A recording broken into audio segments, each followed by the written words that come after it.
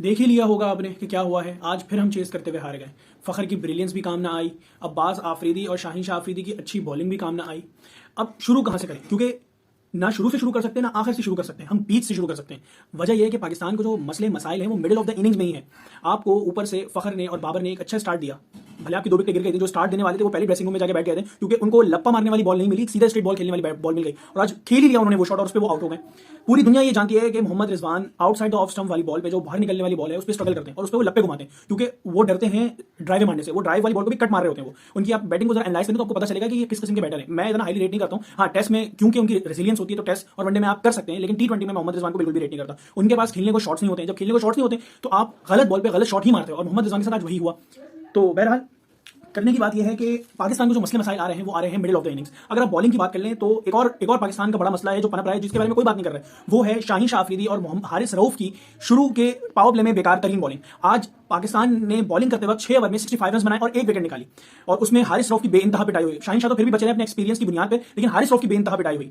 इन दोनों ने मिलकर न्यूजीलैंड को 10.8 के रन रेट से आगाज दिलवाया। अब ये पूरी दुनिया में एक्सपेक्ट किया जाता है कि पावर प्ले के खत्म हो जाने के बाद पावर जो रन रेट होता है वो ड्रॉप डाउन होता है, 8 एन ओवर या 9 एन ओवर जाता है। मगर मजे की बात यह है कि 12 ओवर के बाद उन्होंने 130 पे 2 आउट थे और उनका रन रेट उस वक्त भी 10.833 मेंटेन था। इसका मतलब यह है कि पाकिस्तान जो स्ट्रगल कर रहा है वो एक तो पावर प्ले में तो चले कर रहे हैं, वो अगले में ठीक कर लेगा, लेकिन जो मुसलसल स्ट्रगल करते हुए Pakistan middle of the inning, जो पाकिस्तान ने वर्ल्ड कप में चीजें फेस करी वो पाकिस्तान अभी भी फेस कर रहा है कि मिडिल ऑफ द ओवर्स में आपके पास कोई बॉलर नहीं है कि जो कंटेन कर सके ऑपोजिशन को, जो एक स्ट्रिक्ट लाइन में बॉलिंग कर सके। उसामा मीर चले आपने कह दिया कि आपका विकेट टेकर है, लेकिन आपका स्टॉक बॉलर कौन है कि जो रन रोके ओपोनेंट के, जो अपने 3 ओवर में आए तो वो 7 रन प्रति ओवर से ज्यादा रन ना दे। वो इस तरह का कौन बॉलर आपकी टीम में? एक था इमाद वसीम, आपने उसको बाहर बिठा दिया, और एक मैच विनर मोहम्मद नवाज जिसको आप डर की बुनियाद पर नहीं खिला रहे हैं। और एक और गलती पाकिस्तान की तरफ से, अब इंडिविजुअल पिन पॉइंट्स होंगे। जब बुरी परफॉर्मेंस करोगे तो आप पिन पॉइंट होगे। आमिर जमाल बहुत अच्छी टेस्ट सीरीज गई उनकी, लेकिन आमिर जमाल की जो परफॉर्मेंस इस T20 में है वो इंतहाई बेकार है। आप इंटरनेशनल क्रिकेट खेलने आ रहे हो, आप एक एक्सपीरियंस डोमेस्टिक के प्लेयर हो, आपको ये कैसे नहीं मालूम कि फील्ड प्लेसमेंट के हिसाब से बॉलिंग होती है। आपको कप्तान ने बाउंसर के लिए फील्ड लगाई है या मिड विकेट पे फील्डर खड़ा करा है, तो आप ऑफ पे कर रहे हो वाइड यॉर्कर्स, और जिस पे फिर विलियमसन ने टाइम करके उनको चौके मारे। तो अब फिर पाकिस्तान ने फिर कमबैक कहां करा बॉलिंग में? पाकिस्तान ने कमबैक करा 12 ओवर के बाद। 12 ओवर से 17 ओवर के दरमियान पाकिस्तान ने न्यूजीलैंड के रन रेट खींच के 7.6 पर लेकर आया। पाकिस्तान ने उस असले में 2 विकेट निकाली, मतलब कि उसमें कमबैक करा। और उसमें बॉलिंग कौन करा रहे थे? अब्बास आफरीदी, जिनके बारे में लोग बहुत शक व शुबहात का इजहार कर रहे थे, भाई इनको क्यों खिला दिया, जमान खान को खिलाना चाहिए था। तो ये उनको भी जवाब है कि मिडिल ऑफ द इनिंग में वो बच्चे ने आके आपको फिर कमबैक कराया।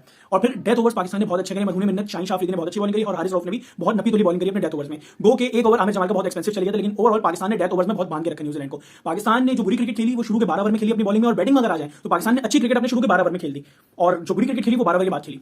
अब बात कर लें पाकिस्तान की बैटिंग की, तो फखर जमान एज ऑलवेज, आप फिर वही वाली बात कि फखर जमान आज कब बैटिंग करने आए? पावर प्ले के बाद आए फखर जमान की बैटिंग करने। फखर जमान आए पावर प्ले में ही बैटिंग करने। उन्होंने शुरू से ही न्यूजीलैंड के बॉलर्स को प्रेशर में डाल के रखा। हालांकि उनका एक कैच ड्रॉप हुआ, लेकिन वो रुके नहीं। जिस वक्त बाबर आजम शुरू में चार्ज कर रहे थे न्यूजीलैंड बॉलर्स के अगेंस्ट, तो उस वक्त फखर जमान थोड़ा स्ट्रगल कर रहे थे, लेकिन जैसे ही बाबर आजम अपनी वापस अपनी लय में, वापस जब 200 का स्ट्राइक रेट करके वापस अपनी औकात में आने लगे, यानी उनकी औकात क्या है 140 का स्ट्राइक रेट, अच्छा लगे बुरा लगे, वो जैसे अपनी औकात में वापस आने लगे उस वक्त फखर जमान ने चार्ज करना शुरू कर दिया। और उस वक्त बाबर आजम 100 के स्ट्राइक रेट और 120 के स्ट्राइक रेट से बैटिंग कर रहे थे, जिस वक्त ठीक है उस वक्त मुनासिब था कि आप इस स्ट्राइक रेट बैटिंग कर लें, आप अपनी इनिंग को लंबा करें, आप क्योंकि एंकर का रोल करते हैं तो आप डेथ तक जाए बैटिंग करने।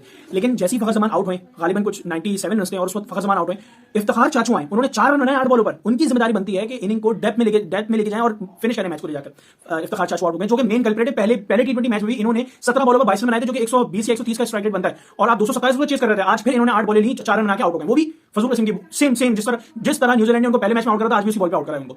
गिरी एक फाइन लेग पर जाकर, दूसरी कहीं और गिरी है, लेकिन बॉल दोनों सेम ही थी। इफ्तिखार चाचू को ट्रैप किया गया। मिडिल ऑफ द इनिंग में एक तो आपको एक ऐसा स्टॉक बॉलर चाहिए, ठीक है, और बैटिंग में आपको एक ऐसा तगड़ा बैट्समैन चाहिए जो कि मैच फिनिश कर सके। अब अगर उन तगड़े बैट्समैनों की बात कर लें जो कि मैच फिनिश कर सकें अच्छी तेज बैटिंग करके, उनमें किन नाम आता है? शोएब मलिक नंबर 1, नंबर 2 हसीबुल्ला गो के एक नया बच्चा है, एक गैम्बल लिया जा सकता है कि उसको नंबर 4 पे खिलाया जाए, और इमाद वसीम गो के रिटायर हो गए। मैं एक्सपेक्ट करता हूं कि अपने रिटायरमेंट को वापस लेना, एक्सपेक्ट करता हूं कि हो सकता है शायद, क्योंकि इमाद वसीम जैसे प्लेयर की आपको टीम में बहुत ज्यादा जरूरत है, जो कि स्टॉक बॉलिंग भी करते हैं और बैटिंग भी ठीक ठाक कर लेते हैं, और जो हमें कंपोजिशन की जरूरत है उसमें इमाद वसीम पूरा आकर बैठते हैं। आमिर जमाल की जहां तक बात है तो मेरी नजर में आमिर जमाल को अगला T20 नहीं देना चाहिए, उनके एक्सपीरियंस को मजीद शैटर करने के लिए। अगर आप आमिर जमाल को यूज कर रहे हैं तो उसको एज अ पिंच हिटर आप यूज कर सकते हैं, लेकिन आमिर जमाल को एज अ प्रॉपर 4 ओवर का बॉलर मैं नहीं समझता T20 में भी फिलहाल। जिस तरह की वो बॉलिंग कर रहे हैं न्यूजीलैंड में, हो सकता है वो नेक्स्ट टाइम परफॉर्म करने के लिए मैं नहीं समझता। और एक और इंपॉर्टेंट चीज जो मैं पिछली वीडियो में भी कहता रहा हूं कि आपको अपना ओपनिंग पेयर चेंज करना होगा।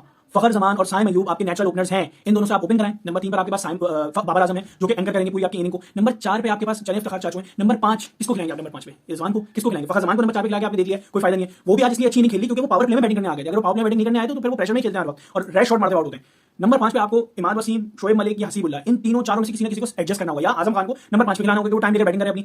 नंबर 6 पर आजम खान आपके पास मौजूद है। नंबर 7 पे आप आमिर जमाल या किसी भी पिंच हिटर को आप खिला सकते हैं। मेरे ख्याल से Aamir Jamal as a pinch hitter यानी एज अ बैटिंग ऑलराउंडर बेहतर है टीम में, क्योंकि उनकी हिटिंग बहुत ज्यादा, आज भी उन्होंने जो छक्का मारा था ग्राउंड के बाहर फेंकी थी उन्होंने और बॉल लानी पड़ी थी। यानी इस टीम में सिर्फ 2 ऐसे प्लेयर हैं कि जो ये क्षमता रखते हैं कि बॉल को ग्राउंड से बाहर फेंकने की, जो कि आज दिखाया फखर जमान और आमिर जमाल। तो Aamir Jamal as a pinch hitter बहुत अच्छी चॉइस है, उनको आपको as a batting allrounder carry करें आप उनको, कि नंबर 6 पर उनको खिला दिया, आजम को नंबर 5 पर डाल दिया, नंबर 6 पर उनको खिला दिया। अगर आपको पसंद नहीं है हसीबुल्ला या शोएब मलिक या वगैरह वगैरह, नंबर 6 पर आपने उनको खिला दिया आमिर जमाल को, फिर नंबर 7 पर आप मोहम्मद नवाज को खिला सकते हैं कि जो कि अगर कोलैप्स होता है तो संभाल लेते हैं आगे। नंबर 8 पे शाहीन शाह अफरीदी, नंबर 9 पे जमान खान, नंबर 10 पे अब्बास आफरीदी और नंबर 11 पे आपके पास हारिस रऊफ।